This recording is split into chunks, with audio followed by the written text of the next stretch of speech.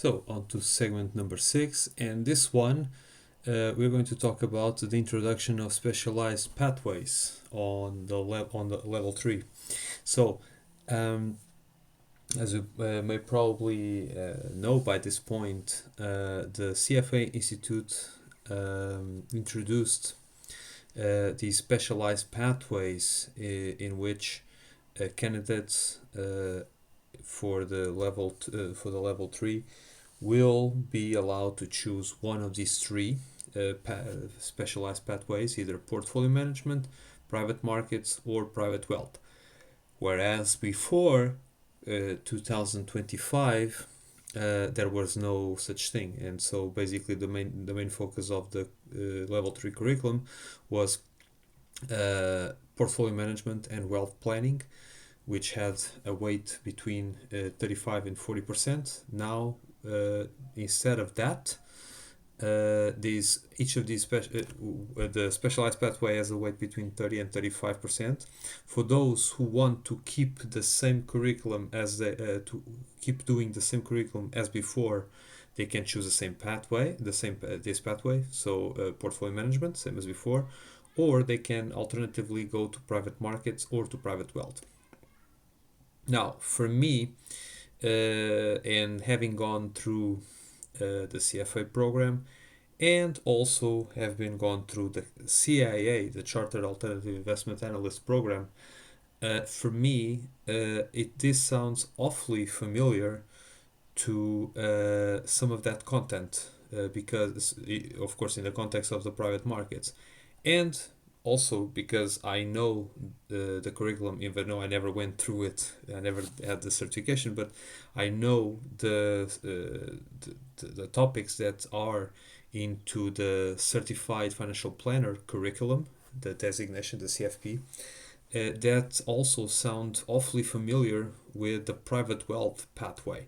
And I did a comparison between those curriculums of those designations and the curriculum of these two pathways, and I will show here what are the similarities between these two. So, for example, starting by the private markets, all right, you have these chapters for the specialized pathway of the private markets, and what I did here is you have several topics of the CIA program, and basically what I did in here is to show how can each of these chapters overlap the topics of the CIA program. And as you can see here, private investment in structures, this is explained in more detail, of course, because it's a larger program, and this is just a chapter within the CFA program. So private investment in structures, this is correlated to hedge funds, funds of funds, private equity and private debt, general partner, limited partners perspective, and investment process. Of course, obviously this also goes the same way: hedge funds, funds of funds, and private equity and private debt. Private equity, yes, and private debt here are self-explanatory, are obvious, the same. And private special situations are also here as well, within private equity and private debt. And private real estate and infrastructure are, of course, covered in here in the CIA program. Now, keep in mind that this is a more specialized program, all right, when it comes to private markets, because private markets are considered to be more of an alternative investment, and because of that, the level of detail, if you want to really get to know more about the topic of private markets, which is a subfield of alternative investments, you will be having much more knowledge in the CIA program than by choosing this pathway. All right, and as you can see here, all of these topics are in the level 1 of the CIA program. So you don't even need to get to level 2 to go through all these topics that you would cover in the specialized pathway. And Of course, this is something that you may not have access to even if you go through the program, because as a CFA charter holder, you can skip level one. Just as I did, I skipped level one, so you never covered these in detail, but I went through the curriculum because I had access to the curriculum and saw that the level of depth, depth and detail in each of these topics are much deeper than in here in this specialized pathway. Now, if we perform the same exercise for the private wealth chapters, and here this is a mistake, this is not the CIA program, this is the CFP, so it's my mistake, because I copied the slides and then make the changes afterwards. So, but this is the topics of the CFP program, all right. And so as you can see here, the private wealth management industry. And so here, the private wealth management industry, it is overview, which is done in the first chapter, is something that is covered in here, the professional conduct and regulation, right? Working with wealthy here is covered here in this chapter, in this topic, the psychology of financial planning with client counseling, communication, behavior, attitude biases. The wealth planning, and this is of course is a big one, is covered in risk management, insurance planning, investment planning, and tax planning. Investment planning, self-explanatory, but it's also covered a bit in here in insurance planning. All right, preserving the wealth here. My mistake. So investment planning is the same, is self-explanatory here for investment planning. Preserving the wealth is covered in here, investment planning, but also risk management and insurance planning. All right, hence the term preserving the wealth. Advising the wealthy comes back to the psychology of financial planning again, because you need to have a very open interaction and a very clear means of communication with the clients. All right. And then transferring the wealth is covered in this big one, which is estate planning, which covers transfers, gifts, trusts, special situations, and all the associated documentation. And even so, these topics, some of these topics have some overlap with the former private portfolio management and wealth planning topic, which was in here.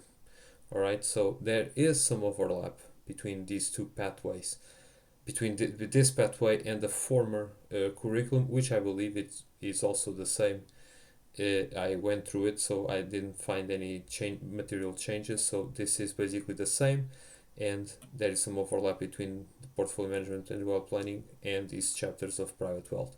So with this being said, for me, and as you can see, the level of detail in here is much bigger than in here. For me, this allows me to draw several conclusions, which is by including, and I mentioned this in here, by including pathways related to other designations, all right, CIA and the CFP. Now putting myself in the shoes of the CFA Institute, for me, this is an attempt to appeal to a wider range of candidates, which, of course, for them, the CFA program is still as they say, the gold standard of the investment industry, but is the go-to designation if they want to get into financial markets, but still want to get a bit of a flavor of other alternative paths, all right, or other alternative topics, including those with preferences, of course, as I mentioned here, other than portfolio management. However, for me, and assuming of course all else equal, there are several disadvantages which relate most of it to the repercussions of that these changes may have in the job market, all right, from the perspective of employers. And so because in my view, being for example an employer now, I see a CFA charter holder now, because and just as I mentioned in here, if I want to hire a portfolio manager before I would hire either someone with a lot of experience in the role, or I could perhaps give a chance to a CFA charter holder to go through a research analyst role, with the intention that maybe later I can promote him to managing a portfolio. Now, the problem is that these new CFA charter holders, in my opinion, are still as qualified as before to assume the role of research analyst. All right, perhaps now a bit more now, because the CFA, and for me this is a good thing that they have done, the CFA Institute, is to introduce Python and other more practical aspects in the curriculum. For me, this is a very positive point, no doubt, and for me, this increases the value of the charter.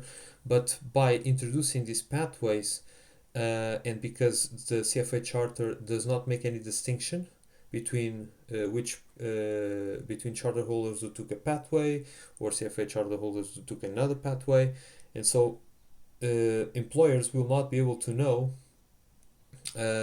which pathway each charter holder took, and if they took the private wealth or the private markets, they may not be as regarded as skilled for the portfolio management role as previous charter holders were or are. And so for me, of course, they can always ask, oh, which specialized pathway did you take? But I can assume that they cannot fully trust whatever answer the candidates to the job will provide, because of course if they benefit by lying, they will do so. So it doesn't even make sense. So and so for me, if I would be hiring someone with the intention to eventually give him a portfolio to manage, I would be more confident to give him to a charter holder with a previous curriculum before the pathways being introduced than a new one. And also, there's another disadvantage, which is new charter holders who don't choose the portfolio management pathway, so they decide to benefit from this new options to pursue other aspects of the of finance. They end up I think in the middle of a no man's land, because relative to the charter holders who chose the portfolio management pathway, they will end up knowing less about the main value proposition of the CFA Charter, which is portfolio management. But at the same time, they will never know enough and will not be regarded as qualified enough to compete for roles where the certified financial planners and the CIA charter holders are more suited and are more in demand. And so not only these candidates become less suited for portfolio management roles, but at the same time, they don't have the knowledge to compete for financial planning roles or alternative investment analyst roles. So they may end up a bit in the middle of nowhere, in a no man's land when it comes to where they stand in the job market, in applications they do against other candidates. And so for me, and I'm a very, very strong proponent of this, I think the CFA program got its amazing reputation as the gold standard of the investment industry by being very focused on two specific fields of the financial industry, which is financial analysis and portfolio management. No doubt about it. When you think about, oh, which designation I should take to become a financial analyst or to become a portfolio manager, 100% of the time you'll get the advice, go for the CFA program. No doubt. There is no other thing. And so because this reputation was obtained by focusing on these specific two subfields, I think it's a mistake that candidates are allowed to divert to other areas in which the charter is not known for to be specialized for, to be focused on. And so for me, by trying to expand its reach farther away, to try to expand its coverage of topics within the finance industry. And of course, this comes at depth, at the expense of depth in its core areas, so especially portfolio management. This will make the CFA charter a little bit more of a more generalized designation, and this may lead, or this may compel the new CFA charter holders to think, all right, now I did this, but uh, perhaps if I want to go to private wealth, for example, I may not be able to go with just this, so I have to pursue the CFP to really go through to the financial planning role, because now I chose this path in the CFA program, but I ended up knowing less than I should to become a portfolio manager. So if I want to go to uh, if I cannot go for a portfolio manager, and so I would like to try financial planning, I would have to end up going to the CFP anyway.